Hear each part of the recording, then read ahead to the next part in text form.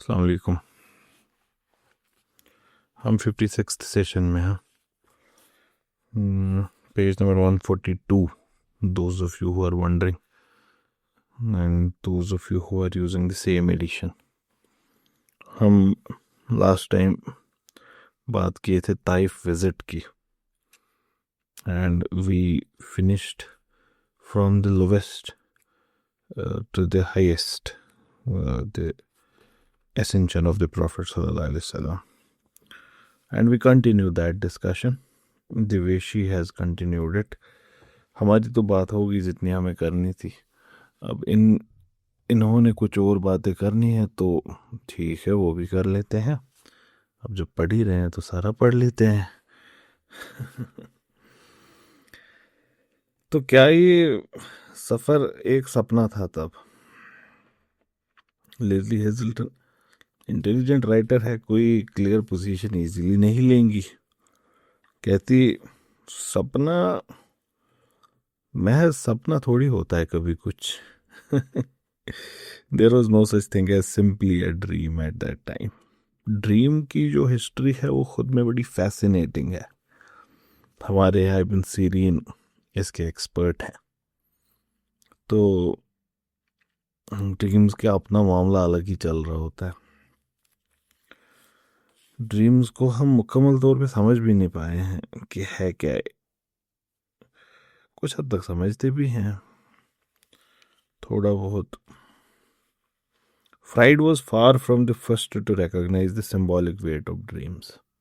Sigmund Freud की बात हो रही है। सिगमंड फ्राइड ने ड्रीम्स पे बड़ा सारा काम किया, kind of made it central to his psychology. और ड्रीम्स को वो एज अ गेटवे देखते थे इनटू योर सबकॉन्शियस।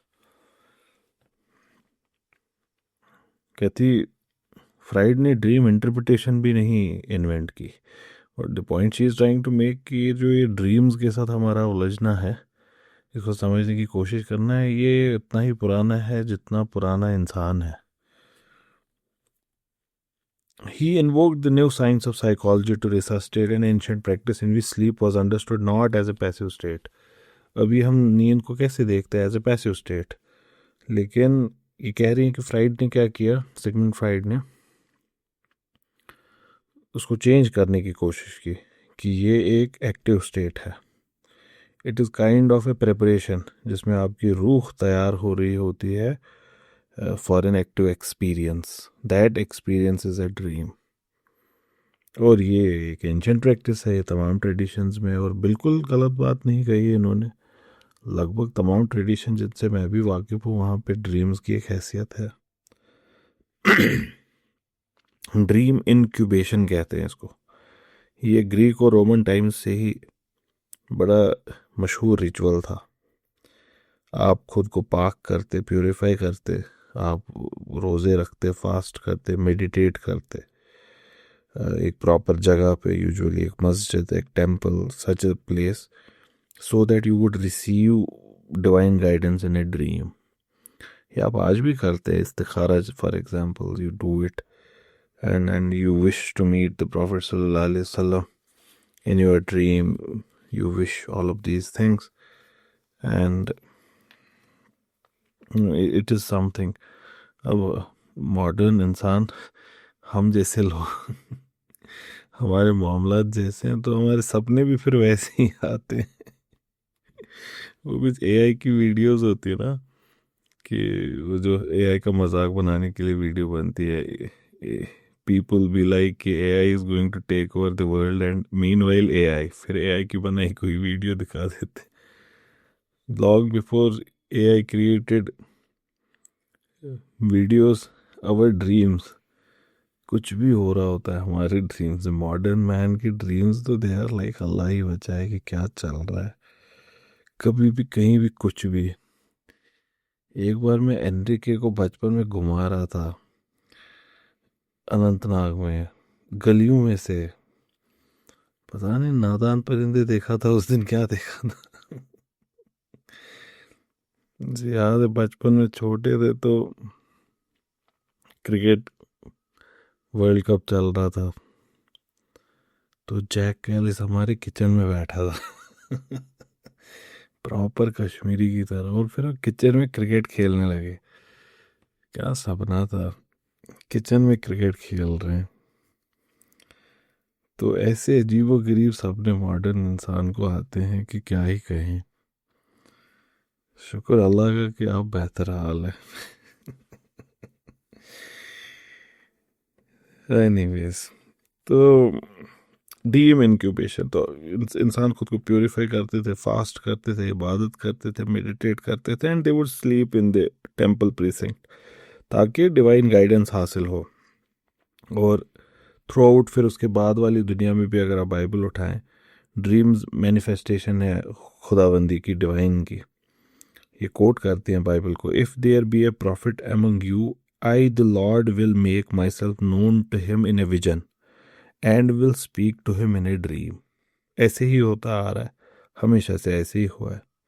खुदा ने हज़रत हारून और मरियम से ये बात कही थी। अच्छा, ये मरियम,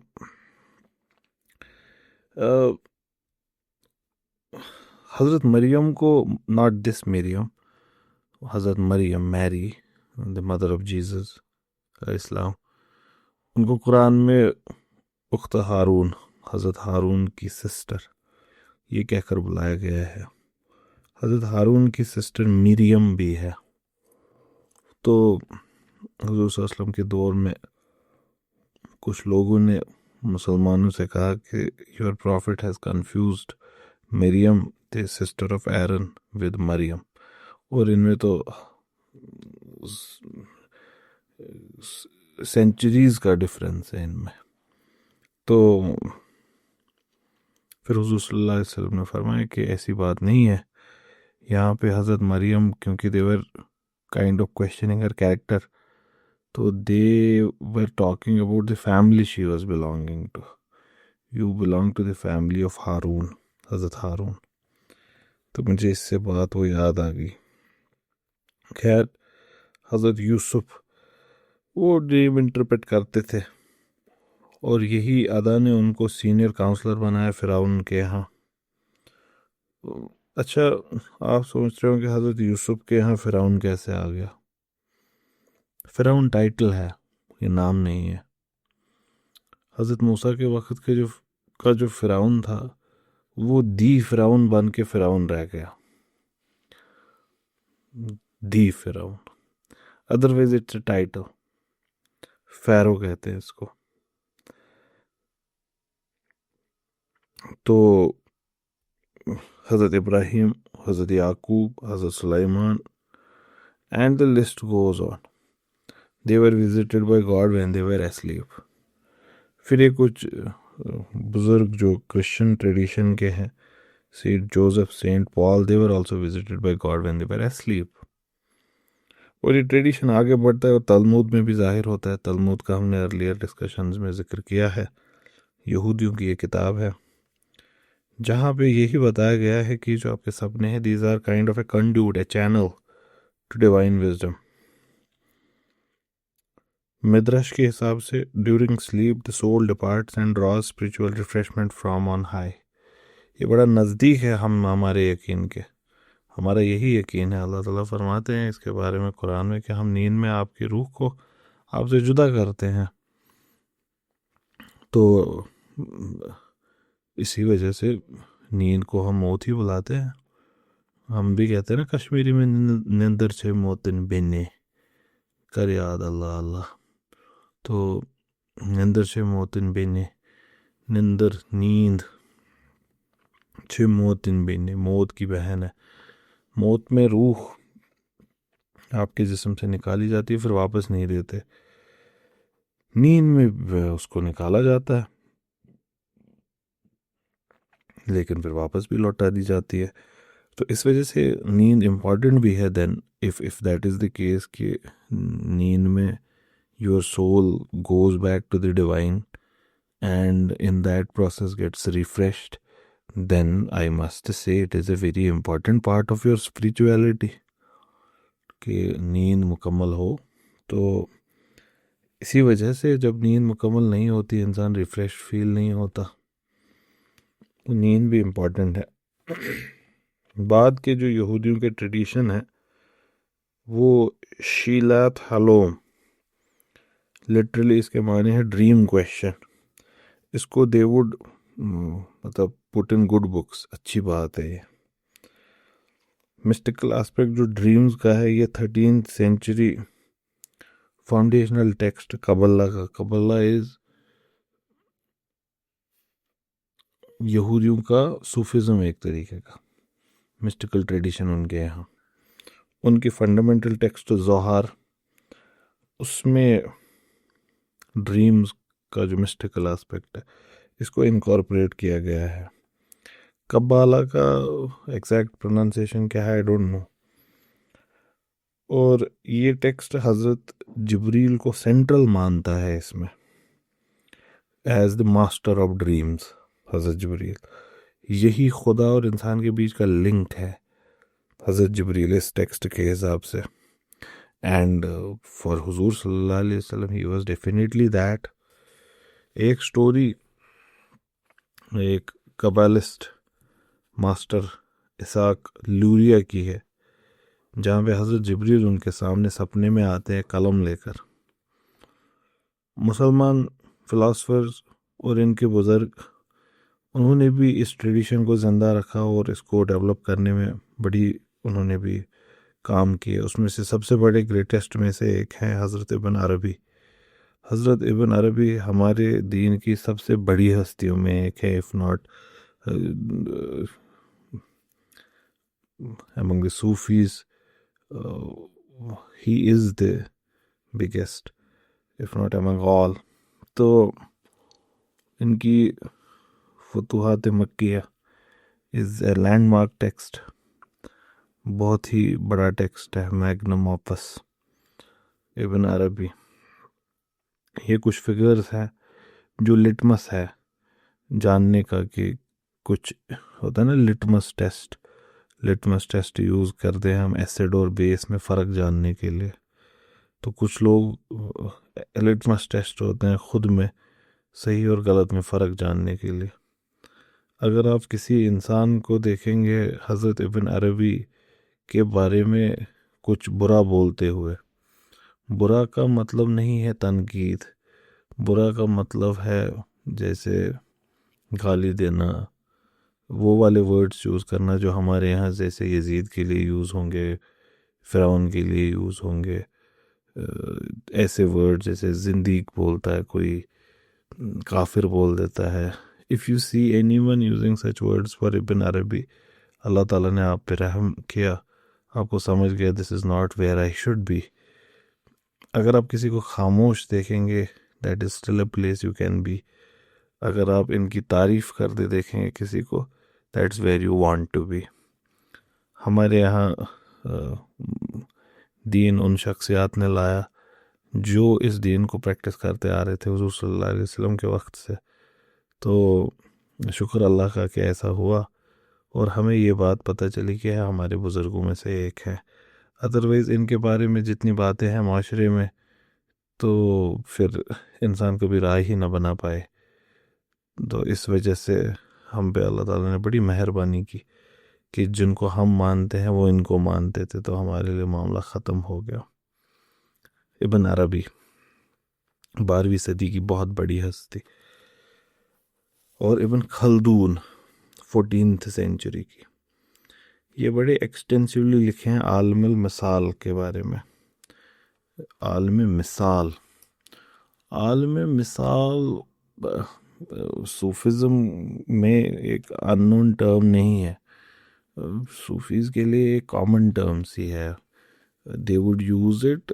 पहले तो लफ्ज़ी माने आलमी मिसाल, मतलब मिसाल किसको कहते हैं? मिसाल को एग्जाम्पल, तो एग्जाम्पलरी वर्ल्ड मान लीजिए अब एक तरीके से। It's an imaginary world, it's the world of images. And ये जो दुनिया है जिसमें आप हैं, फिज़िकल मादे की दुनिया, दिस वुड बी आलम शहादत।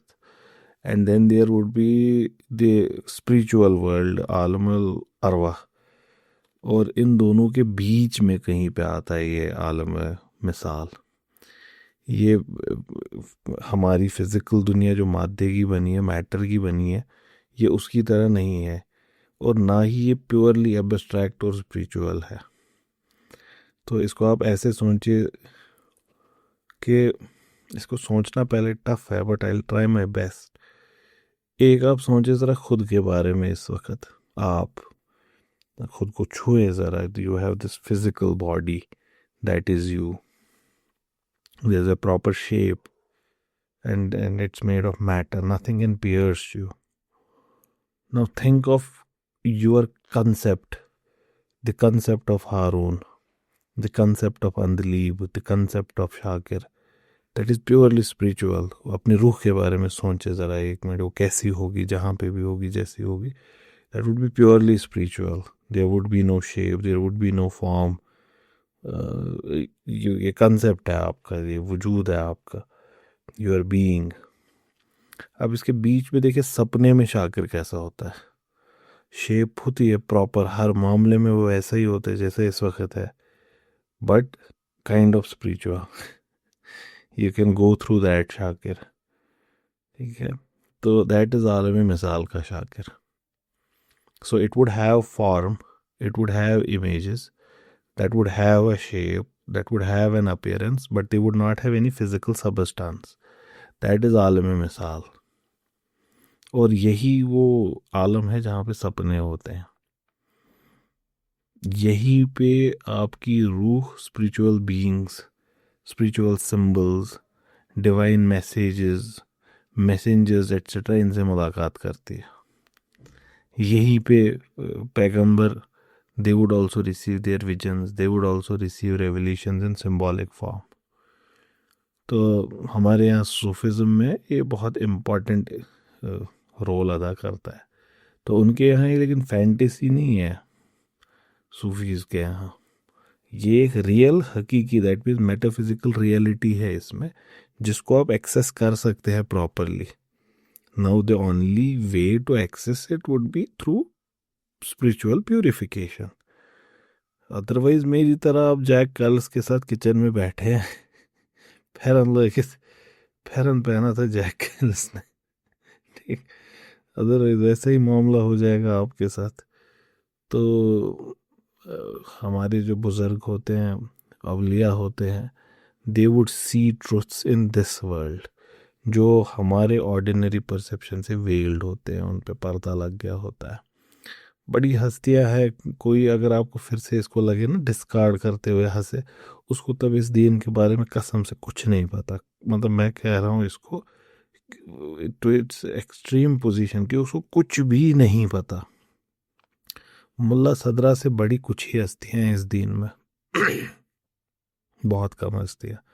मतलब जब हम लिस्ट बनाएंगे टॉप में आएंगे, मुल्ला सदरा भी उन्हीं में से एक होंगे, या फिर वाई मुल्ला सदरा, क्योंकि बड़े सारे लोग जानने वाले जब इसको यूट्यूब पे सुनेंगे तो बोलेंगे ये शिया की तारीफ़ कर दी।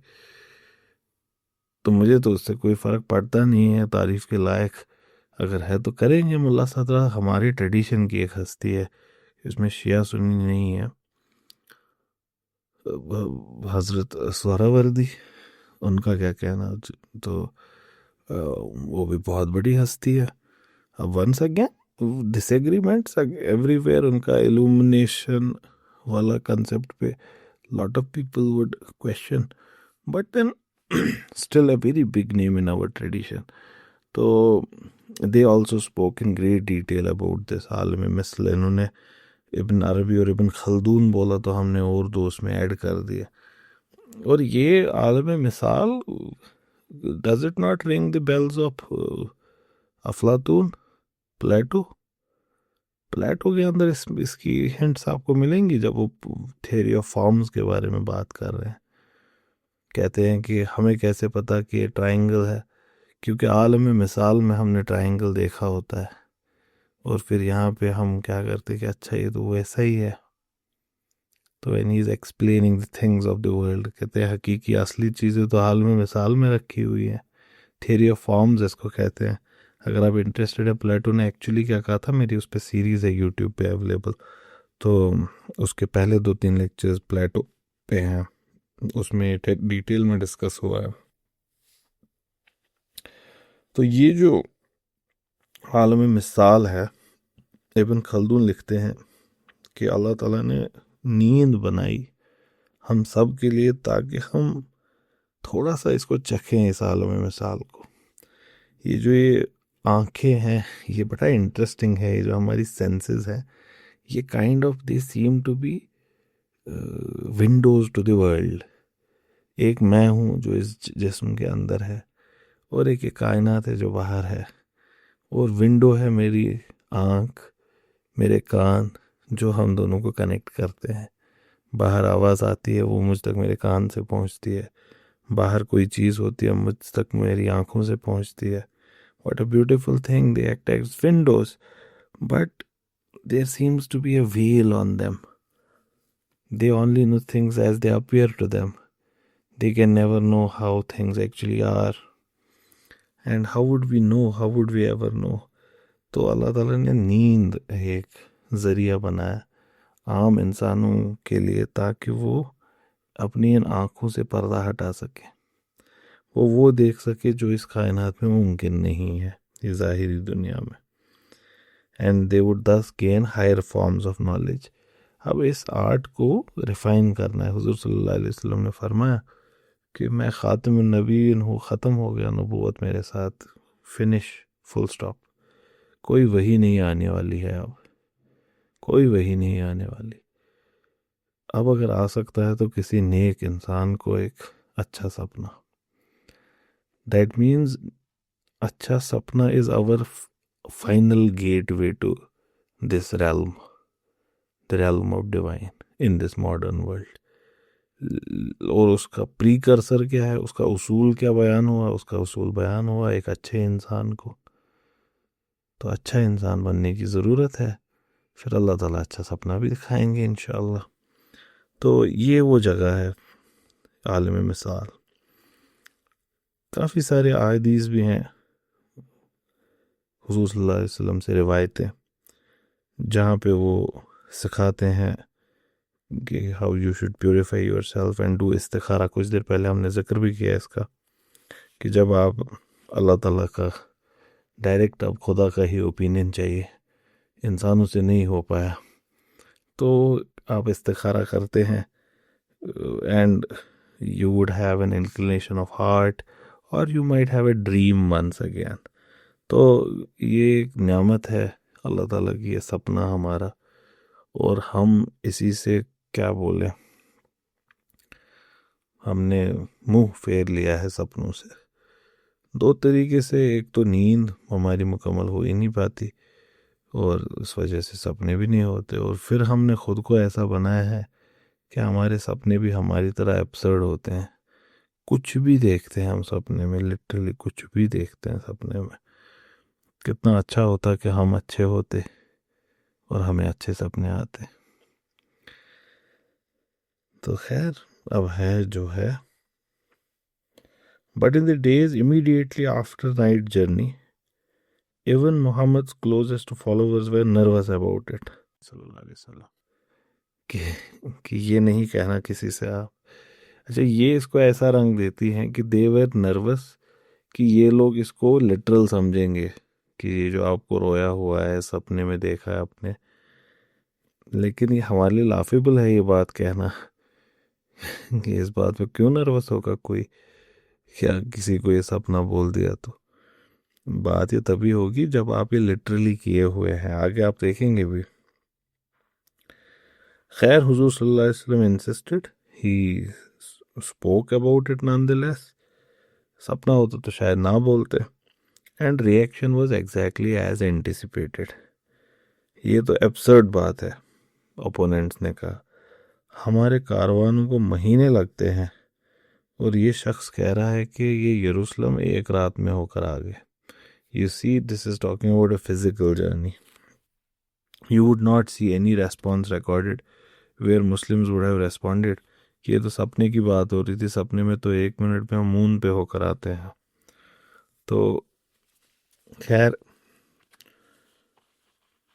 लिज़ी हेज़ल्टन कहती हैं कि ये जो ये जर्नी है, ये अभी भी सब्जेक्ट ऑफ डिसएग्रीमेंट ही है उन मुसलमानों के बीच जो इसको बिल्कुल लिटरली लेते हैं, और कुछ और जो इसको मिस्टिकल एक्सपीरियंस की तरह देखते हैं। आज भी बुरक जो काइंड ऑफ एनिमल था जिस पे राइड करके हुज़ूर सल्लल्लाहु अलैहि वसल्लम ने सफ़र किया था, उसको आज भी पेंट किया जाता है ब्राइटली कलर्ड, एक विंग्ड वाइट मेयर, बुरक नाम, बुरक मतलब लाइटनिंग। एंड ये बड़ा इंटरेस्टिंग है ये नाम, क्योंकि इससे हमको शायद ये भी पता चलता है कि probably made of light, and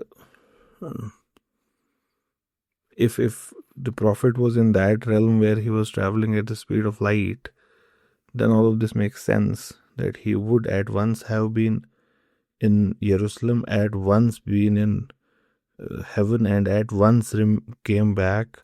And Hazrat Aisha says that his body had not left where he was. We can now understand it because of Einstein's theory of relativity.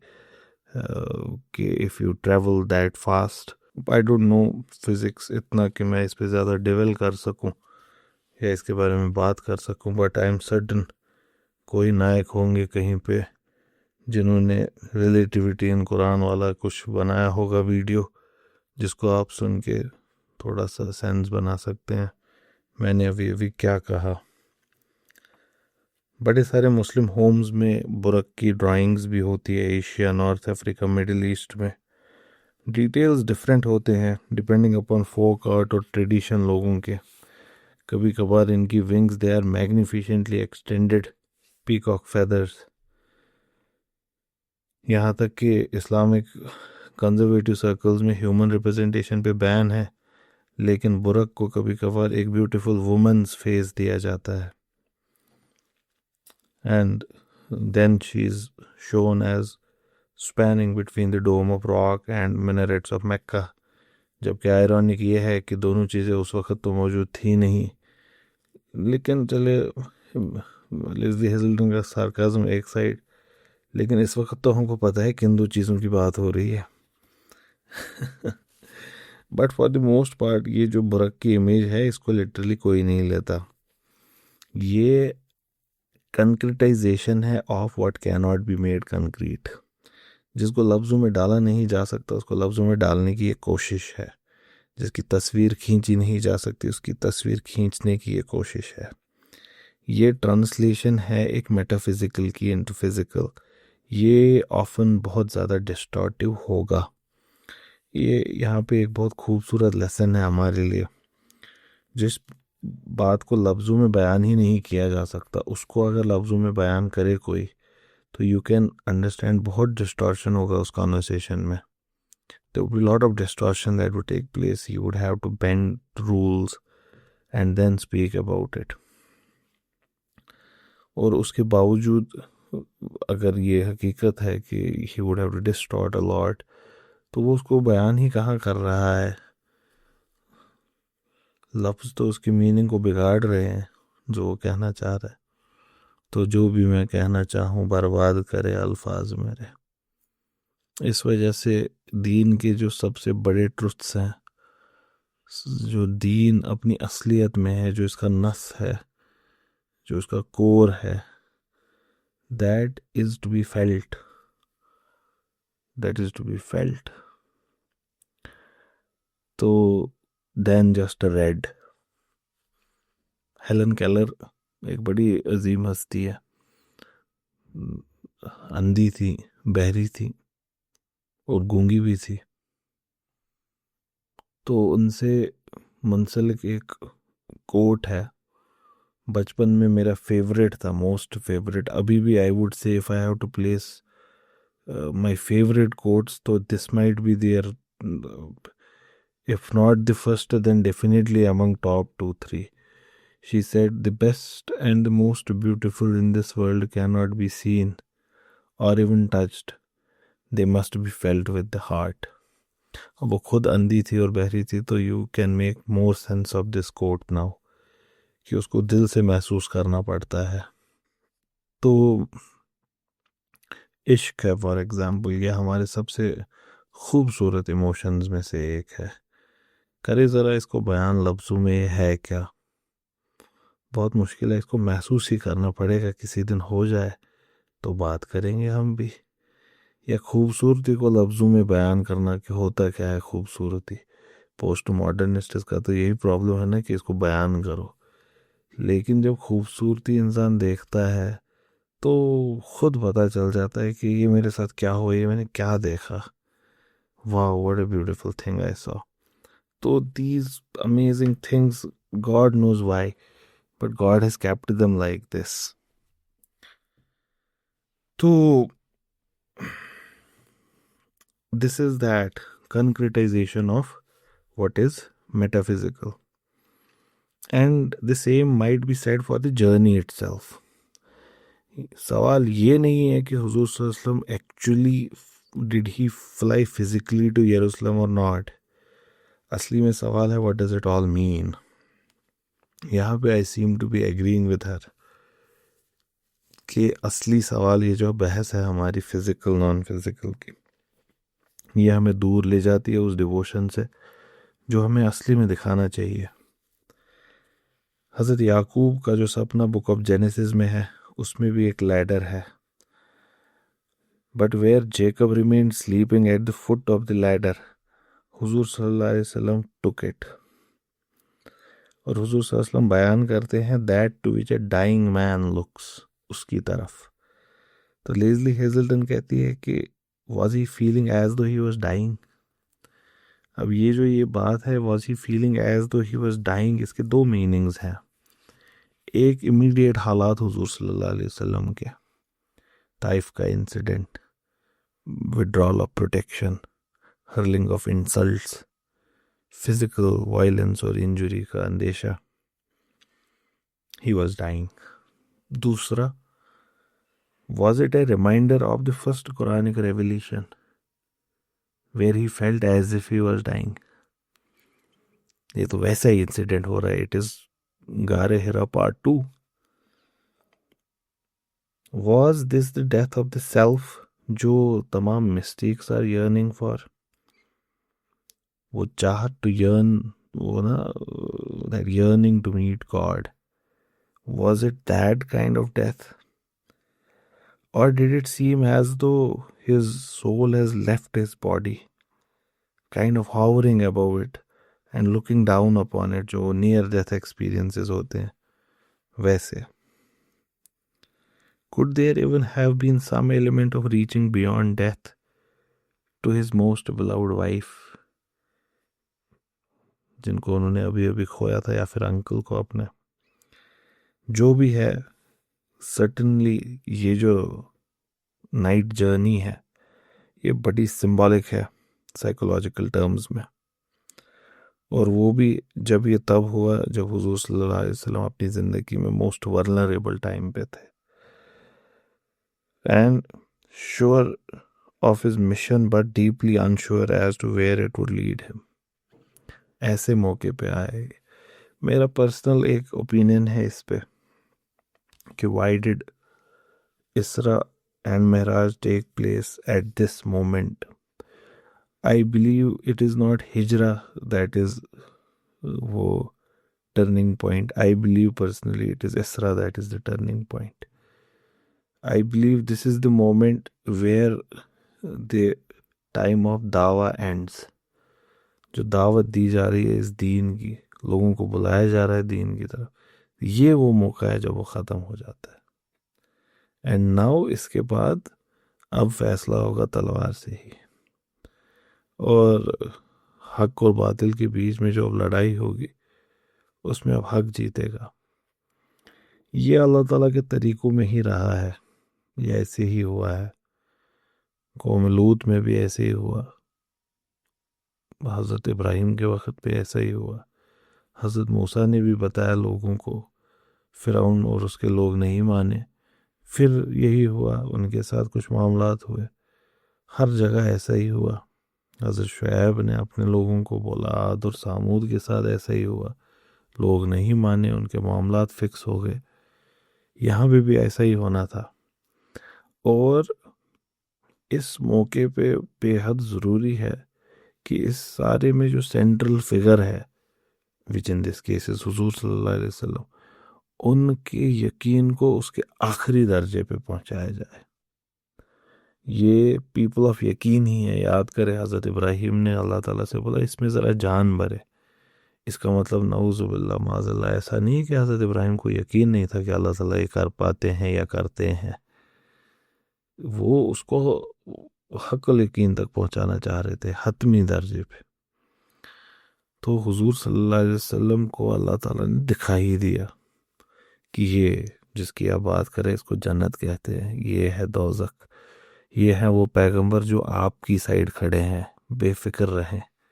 ये है वो तमाम फरिश्ते, जब वो वेलकम हुआ फरिश्तों का यरूशलेम में, आप ताइफ भूल जाएं। ये ये जो ताइफ वाला इंसिडेंट है, forget it, it's a very small thing, ignore it. This is you, angels are there for you, they are waiting for you. आपको क्या लगा ये मुतीम आपको प्रोटेक्ट करेगा? ये सारे पैगंबर आपके पीछे नमाज पढ़ रहे हैं। तो इट सीम्स टू मी कि ये है वो टर्निंग पॉइंट जहाँ पे हुजूर सल्लल्लाहु अलैहि वसल्लम से कहा कि एनफ, एनफ, अब जाएं और अच्छे से अपनी ज़िंदगी जिए द वे यू वांट। अब हुजूर सल्लल्लाहु अलैहि वसल्लम एसेटिसिज्म ही चूज़ करते हैं, अब उनका वो अपना टेस्ट है, लेकिन आप जाएं, अब आप आराम से जिए। Let us deal with these people now. और इस वक्त इंसान की स्ट्रेंथ अल्लाह ताला कुरान में फरमाते नस्तईनु बिस्सब्र वस्सलाह, कि जब इंसान को ताकत की ज़रूरत होती है तो उसका तरीका क्या है? सब्र और सलाह, नमाज।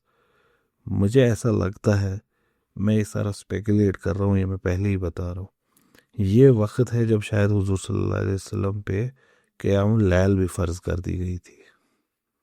ऐसा मुझे लगता है कि यही वो वक्त है जब क़यामुल लैल भी शुरू हो गया एज अ फ़र्ज़ नमाज। हुजूर सल्लल्लाहु अलैहि वसल्लम क़यामुल लैल तो करते थे, तहज्जुद जिसको हम कहते हैं, क्योंकि नस्तईनु बिस्सब्र वस्सलाह, कि सब्र और नमाज से लेनी होती है हिम्मत, वहाँ से आती है एक मुसलमान की ताकत।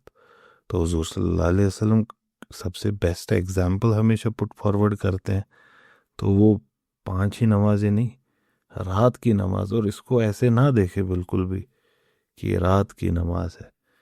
आप देखिए हमारी नमाजों का जो साइकिल है ना, उसमें एक स्पोक मिसिंग है। सूरज उगता है उस वक्त एक नमाज है, जस्ट उससे पहले, फिर उसके बाद नून उस वक्त है एक, फिर जब इंक्लाइंड होता है तो उस वक्त है एक, फिर जब डूबता है फिर एक है। तो डूबने और सुबह के उठने में इसके बीच में 2 नमाजें हैं, ज़ोहर और असर की। 2 एक्सट्रीम्स पे 2 नमाजें हैं, फजर और मगरिब की। रात की 2 कहाँ गई? रात की तो एक ही है। देयर इज अ कॉम्प्लीमेंट्री नमाज टू ज़ोहर, दैट इज इशा। देयर इज अ कॉम्प्लीमेंट्री नमाज टू फजर, दैट इज मगरिब। हुज़ूर सल्लल्लाहु अलैहि वसल्लम ने असर की नमाज की बड़ी तारीफ़ की है, और उसकी कॉम्प्लीमेंट्री नमाज कौन सी है? तो वो एक हमारे लिए अल्लाह ताला ने हमें राहत दी है एक तरीके की। अब क्या बोले इसको, राहत बोले या क्या बोले, दीन में ईज़ है आम लोगों के लिए। बड़े सारे लोग मेरे जानने में भी तहज्जुद गुजार है। द पॉइंट हियर बीइंग कि ये जो ये इवेंट है, ये मोनुमेंटस इवेंट है। He is not going to return the same now. He knows everything with haqqal yaqeen. The Prophet sallallahu alaihi wasallam, he has just seen it, visited it. It is going to be a person who is very clear in everything. So he comes back, and Leslie Hazelton tells us he was very unsure where it would lead him, this journey. लेकिन ये इसरा Miraj, these are expressions of freedom, a soul that is freeing itself. It's a symbol of transcendence. It's escaping this daily life to soar beyond it. In fact, it is compensation to what he has lost. That's exactly what I was also trying to point out. Okay, to all of this that has been lost, God is showing him, okay, no, don't think anything is lost. You see, this is where Hazrat Khadija is. She is at a better place. So don't you worry. And even though he was there in terrible loneliness, when his most beloved wife was no more, and at the same time the protection that his uncle had given him, that was gone, and he was isolated in Mecca. This episode was telling him, no, you are not alone. Here is the group of prophets, among whom you are the last. So he was welcomed with the community of angels, where his own community had rejected him. So we have shown you a better community where you are accepted. And he was greeted by the great prophets of God. Leslie Hazelton आगे कहती है, but just as a miraculous understanding of the journey ends up reducing it to simple matter of yes or no, belief or disbelief, ये जो psychological interpretation हमने की अभी, ये भी इसकी रियल सिग्निफिकेंस को कम कर देती है. ये भी नहीं करना है, क्योंकि because here is where it can be said कि the prophet finally assumes the full mantle of prophecy. यहाँ पे he is going to arise now. यहाँ पे he stops being an orphan. He is a leader born. जो शख्स इससे पहले कहा गया था just one among you, just an ordinary man, just one of you, जिसको कुरान ऐसे एड्रेस कर रहा था, अब वो just one of you नहीं है. Just one of you does not fly hundreds and thousands of miles. Now notice the inconsistency. Just one of you तो सपने में कहीं भी पहुंच जाता है. ये कोई बड़ा मसला नहीं होता just one of you के लिए. लेकिन फिजिकली इस चीज़ का होना, ये आपको जस्ट वन ऑफ यू नहीं रहने देता. हमने इस पे भी एक सेशन किया और ये बहुत इम्पोर्टेंट है कि मैं इसको रीइटरेट करूं. ये जो कुरानिक रेफरेंसेस हैं हुजूर सल्लल्लाहु अलैहि वसल्लम को, जहाँ पे अपेरेंटली नऊजुबिल्लाह उनको एक आम इंसान की तरह प्रेजेंट किया गया है, ये नॉन मुस्लिम्स के लिए है. यूजुअली आप देखेंगे वन ऑफ द फितनास of our time, and once again I do not want to name the group जो इसमें लीडर बना है, वो एक काम करता है कि जो आयतें नॉन मुस्लिम्स काफिरों के लिए बनी थी उनको मुसलमानों पे अप्लाई करता है. ये आयतें हैं, हमें नहीं पता हुजूर सल्लल्लाहु अलैहि वसल्लम क्या है. हमको बिल्कुल पता है कि वो ये नहीं है कि हम आप और उसी सेंटेंस में आप हुजूर सल्लल्लाहु अलैहि वसल्लम को बोलेंगे. इससे बेहुदा बात नहीं हो सकती कोई. तो हमें तो पता है कि ये नहीं है, बाकी वो है क्या ये हम नहीं समझ पाते, ये भी नहीं समझ पाते. ज़्यादा से ज़्यादा हम में से सबसे नज़दीक जो इंसान पहुंचा उसने यही बोला कि बादस खुदा बुजुर्ग तो ही किस्से मुख्तसर, मुझे कुछ नहीं समझ आता. What are you? The only thing that I understand beyond you is God, that's all. Nothing is beyond you except God. बादस खुदा बुजुर्ग तो ही. तो these verses which say that he is just a man, he is just one among you, these are verses directed to the kuffar. He eats like you, he drinks like you, he walks like you, talks like you, he used to go with these merchant caravans like you. Now all of a sudden, where is this coming from? That is the question. It is a rhetorical one. For us, it is like, he is not just like any other person. Just like any other person का chest open करके clean नहीं होता है. Just any other person को वही नहीं आती है. Just any other person को आता है हज़रत जिब्रील सामने. ठीक, अगर हमारे सामने आ भी जाए, हमारे सामने कुछ भी आ जाए जो इंसान जैसा नहीं है, हमारी तबीयत ठीक हो जाती है. वो सपना होता है ना जो थोड़ा सा विविड होता है कि ना डर जाता है इंसान. तो ये तो नॉर्मल नहीं है इसमें से कुछ भी,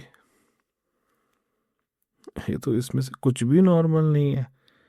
तो वैसे ही जस्ट व्हेन अमंग यू नहीं जाता है ऐसे इसरा और महराज पे। ये बड़ी शर्मनाक बात है। तो वो कहते तू कुजा मन कुजा, ये कंपैरिजन ही नहीं है। तू अमीर हरम, मैं फकीर अजम, मेरा घर खाक पर और तेरी रहगुजर सिदरतुल मुंतहा।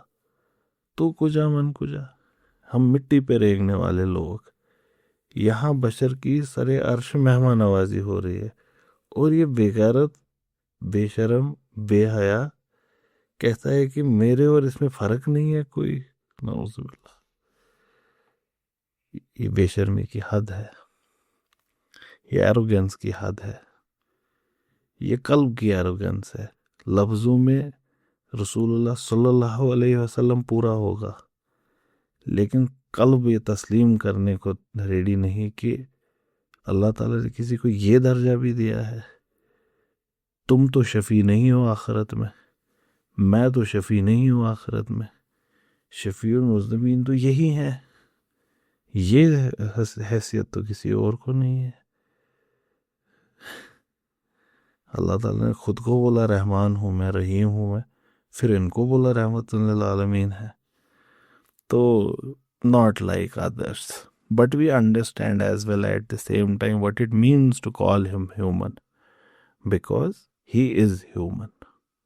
He is khairul bashar, the best among humans, the best among them, and he must be that.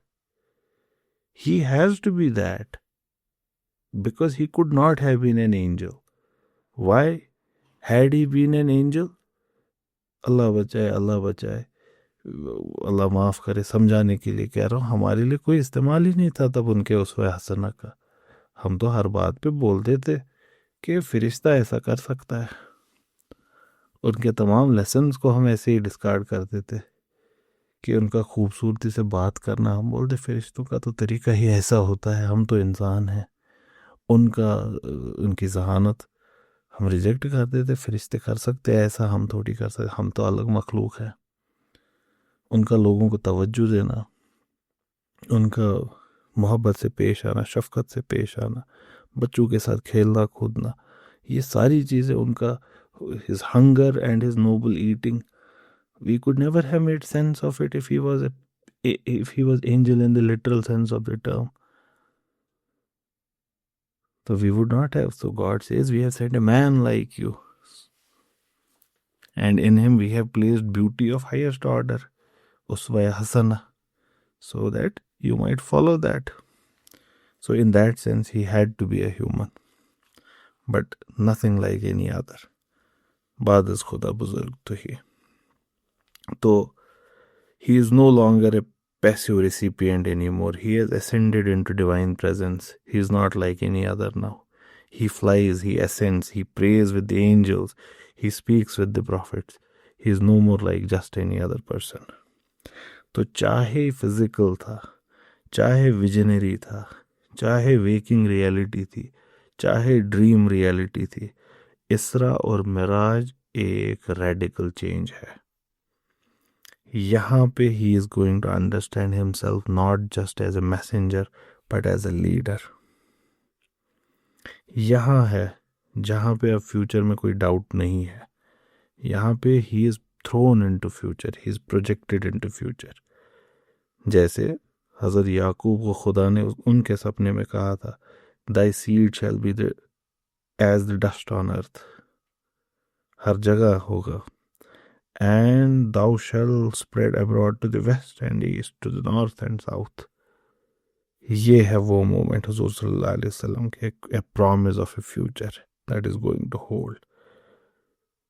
It is not a leap backward, it's a leap forward. It's a new determination, a new action, one that would give him the resolve to uproot himself from the bonds of clan and tribe. Go ahead, you leap from Makkah to Jerusalem.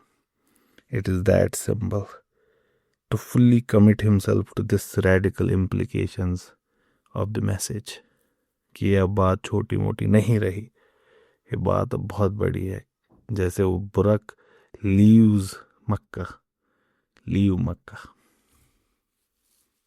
छोड़ो, take a giant leap now.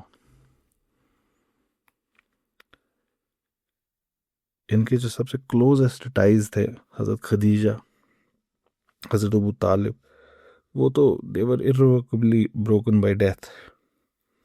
लेकिन एक हाथ से वो छिने, दूसरे हाथ से उनको जो दिया गया, that was a role assigned to him and assumed the authority of his vision.